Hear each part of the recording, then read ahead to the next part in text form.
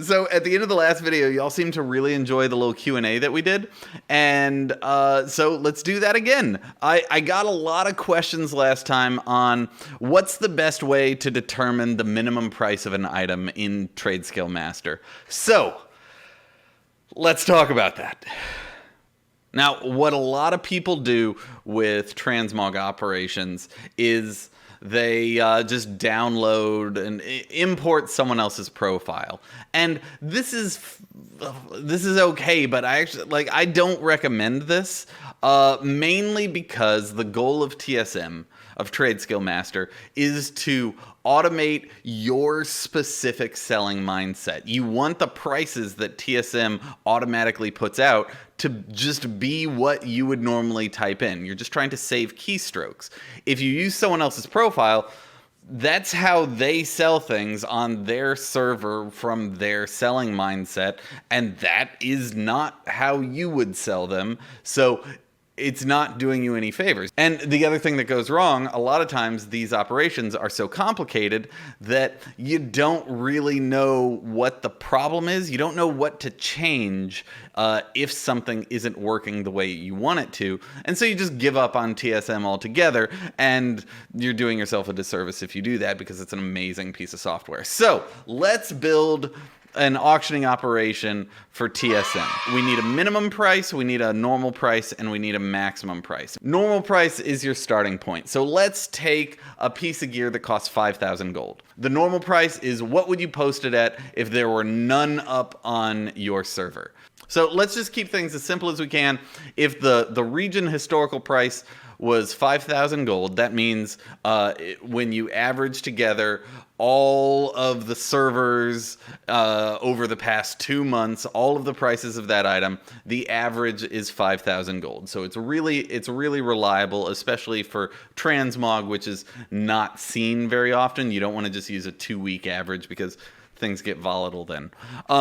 So if the region historical price is 5,000 gold, then let's say you'd post it up for 5,000. So normal price, 100% DB region historical. Great. So we got the normal price. Minimum price is next, and that's the lowest you would undercut. So if one of your competitors was posted up for 4,000 gold, would you undercut them by a copper? Yeah? Okay. What about 3,000 gold? Would you undercut? Yeah? Okay. What about 2,500? Yeah? Okay. 2,000, 1,500, 1,000. 1,000 you would undercut, but what about 900? 900 you wouldn't do. So now you know that your comfort level for a minimum price is 20% of DB region historical. Great. And then the next thing we figure out is the max price. So if your competition had theirs posted up at gold cap, you probably wouldn't undercut because that's way too expensive. It would never sell. So then you just work your way down. What about 1,000,000 gold? What about 500K? What about 200K? What about 100K? No. Okay. What about 50K? No. What about 20K? No. What about 10K? Suddenly you're like, no, I'd do 10K. Cool. So now you have your upper bound. You have your lower limit, which is 20% of DB region historical, and you've got your upper limit of 10,000 gold, which is twice DB region historical, so that's 200%. That whole exercise we just did is just determining the number that goes in front of DB region historical. So this is a very simple auctioning operation that run through this exercise with a couple different pieces of transmog, and you'll start to identify a trend in how you look at things. So that's the basic stuff. Let's have some fun now. No one's thought process is actually that simple. So let's say you play on a high pop server where transmog prices are normally lower just because there's more competition. If this 5,000 gold item it normally sells on your server for 1,000 gold, then just to be competitive would go substantially lower than 1,000 gold. Because you're playing on a high pop, you don't just care about DB region historical. You don't care about the general price of all realms. You care more about the price on your realm. So now you got to run through the same exercise, but with the DB market price. And let's say you'd undercut with DB market down to 500 gold, but you wouldn't really go lower than that. So if your local historical price is less than the region historical price, then you sell it for 50% of the local price. Otherwise, you're willing to go down to 20% of the historical price. That's a more thorough auctioning operation for someone who has that specific mindset. So that's all well and good. And again, this is just a hypothetical scenario. This is not your mindset. I want you guys to make your own. This is just showing you how to think about this stuff.